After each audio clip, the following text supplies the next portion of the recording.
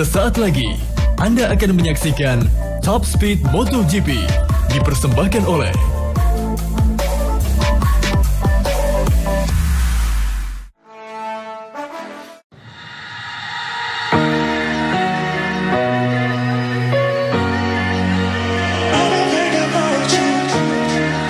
Di luar perusahaan minuman, oil company juga suntikan dana besar di MotoGP.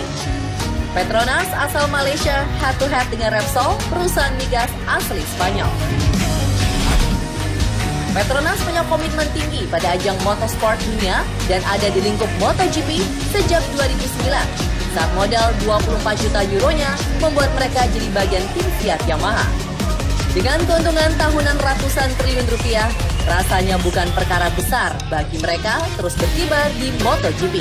Meski ada kemungkinan budget tahun depan membengkak akibat harus membayar kontrak Valentino Rossi hingga mencapai ratusan miliar rupiah.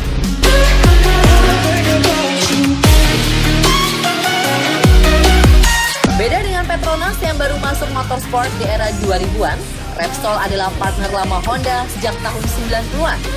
Sama-sama didirikan oleh negara, Repsol punya pangsa pasar lebih luas hingga Amerika Latin karena membeli perusahaan migas Argentina di tahun 1999. Keuntungan tahunan mereka naik pada 2019, namun secara umum masih kalah besar dibandingkan dengan Petronas.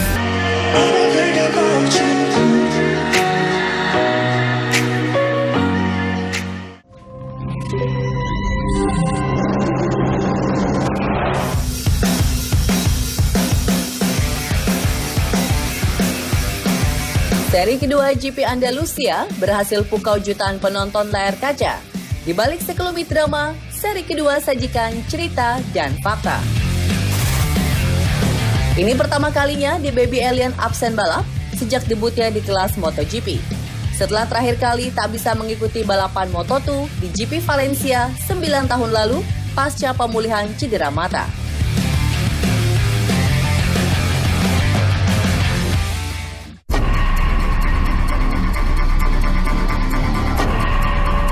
Di atas lintasan bersuhu 59 derajat Celcius, El Diablo kembali pimpin balapan di baris paling depan setelah jadian tercepat di sesi balap single. Mirip dengan capaian Jorge Lorenzo di tahun 2010, namun saat ini Quartararo dianggap lebih bergengsi karena Porfuera meraihnya bersama tim pabrikan.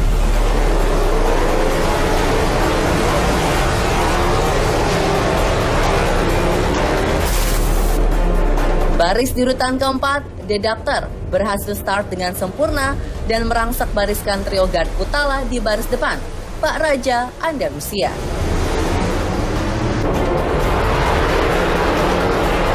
Belum lewat tikungan pertama, Circuito de Jerez sudah berikan petaka.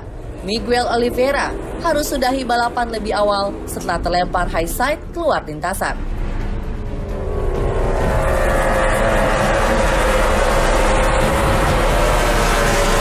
Sengit Rossi dan Viñales di belakang Quartararo warnai persaingan hingga lap ke-10.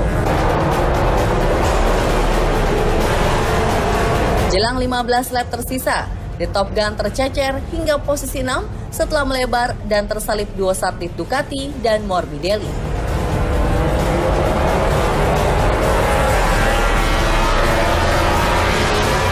Andalusia seperti berikan tulah bagi para tim pabrikan. Lewat aksi Quartararo, Pecco Bagnaia, hingga Takaki Nakagami membuat Yamaha, Ducati, dan Honda akui tim satelit lebih unggul di seri kedua ini. Aksi paling impresif dilakukan Bagnaia yang hampir catatkan dua satelit di podium setelah sempat ambil alih posisi milik Rossi. Jerez pun kembali tak ramah. Suhu di lintasan berkontribusi terhadap engine failure dari Desmo Sedici milik Pecco Bagnaia. Total, 8 rider tak tuntaskan balap dengan berbagai insiden ini pun untungkan tim kelir biru.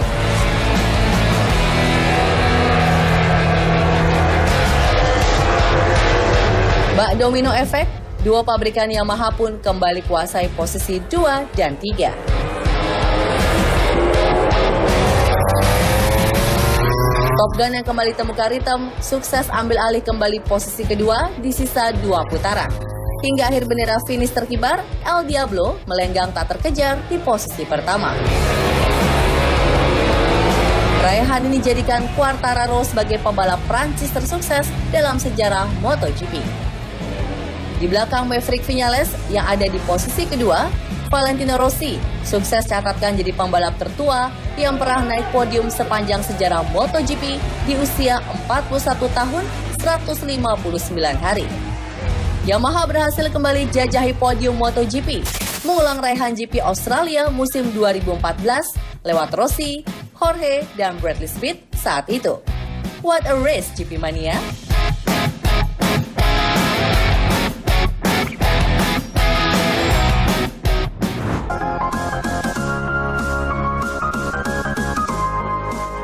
MotoGP adalah ajang balap motor paling bergengsi di dunia. Tak salah jika dalam penyelenggaraannya butuh persiapan yang tidak bisa dianggap sebelah mata.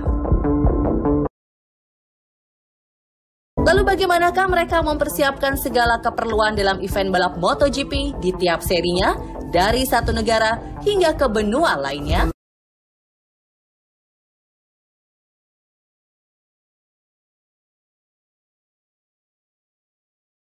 Pada setiap seri MotoGP, memobilisasi logistik jadi tantangan tersendiri bagi penyelenggara dan peserta. Jika jarak waktu antar balapan digelar hanya berselang 1 minggu, mereka cuma memiliki waktu 36 jam untuk mengemas semua perlengkapan untuk pindah ke sirkuit berikutnya. Di musim normal, ribuan paket kargo seberat ratusan ton ini diangkut melalui semua jalur lalu lintas, melewati batas 14 negara dan 4 benua. Moving treatment berbeda dilakukan pada saat seri MotoGP di Eropa seperti saat ini. Pendistribusian kelengkapan balap dilakukan melalui jalur darat dengan mengerahkan setidaknya 150 hingga 180 truk kontainer. Dorna membutuhkan 16 armada truk untuk mengangkut semua kebutuhan penyelenggaraan. Sedangkan ratusan truk lainnya menarik kendaraan tim, hospitality, kontainer, dan motorhome. Untuk memastikan kelancaran lomba, kelengkapan pedok dan garasi tim jadi prioritas distribusi logistik. Selain digelar tanpa penonton, plus pembatasan keterlibatan kru,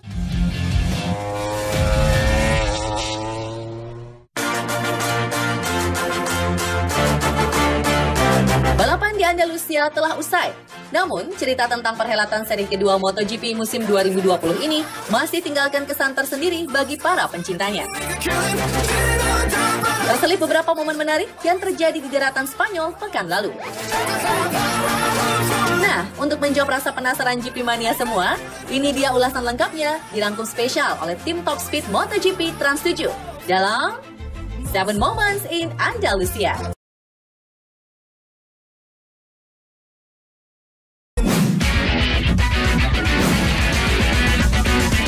Cuaca Eropa sedang panas-panasnya. Tak heran, suhu di sirkuit Jerez pun membara layaknya sauna. Tercatat, temperatur lintasan mencapai 57 derajat Celcius. Beberapa cara dilakukan para rider untuk mengatasinya. Mulai dari melilitkan handuk di leher, membuka wear pack, atau seperti yang dilakukan Danilo Petrucci ini, membawa kipas angin portable. Bisa aja.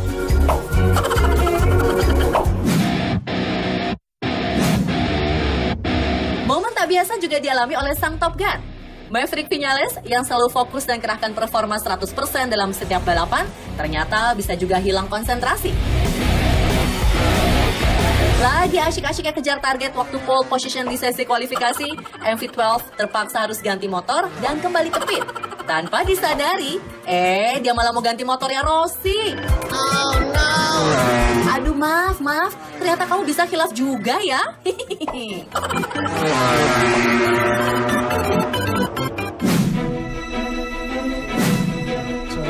Drama crash kembali berlanjut di sirkuit Jerez. Tikungan demi tikungan kembali memakan korban di Circuito de Ángel Nieto ini. mulai dari kelas Moto3, It is, just as we've said it. Moto2, Here in this race, the heat here today in Spain. maupun MotoGP. KTM Binder's gone down. This is what Beberapa rider berjatuhan dan terpaksa tak lanjutkan balapan. this is cruel in the extreme. This is what Harus diakui, dominasi rider Spanyol saat ini kuasai MotoGP. Namun pasukan rider negeri pasta tak mau kalah begitu saja.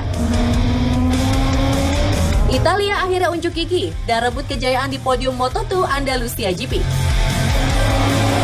Enea Bastianini akhirnya bisa catatkan rekor dan raih juara 1, disusul oleh Luca Marini di podium 2 dan Marco Bezzecchi di posisi 3. Uniknya, 2 di antaranya adalah anak didik sang VR46. Wah, bangga banget deh pastinya di dokter.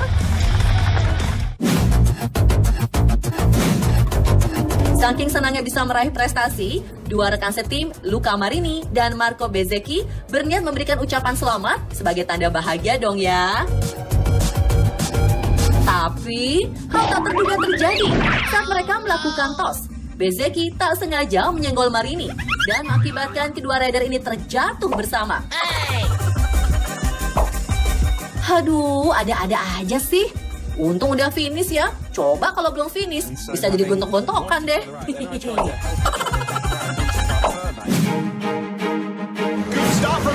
Tak hanya rider Italia yang berbahagia, tim Garputala juga akhirnya bisa tersenyum lega melihat ketiga rider besutannya taklukkan podium Andalusia. Melesat jauh, tak terkejar lawan-lawannya, Fabio Quartararo is the king of Jerez era baru. Disusul oleh Maverick Viñales di posisi 2, dan akhirnya Valentino Rossi yang kembali jajaki podium setelah penantian panjang sejak GP Amerika di musim 2019. So, kita tunggu aksi mereka selanjutnya.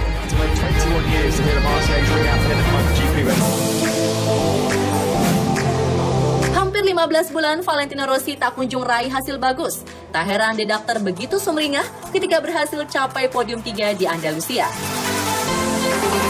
Vale yang dikenal dengan aksi selebrasinya harus urungkan niat, rayakan kemenangan bersama para fans setianya di sirkuit. Sebagai gantinya, Rossi meminggirkan motornya di pinggir lintasan dan bersorak sambil menghadap tribun penonton.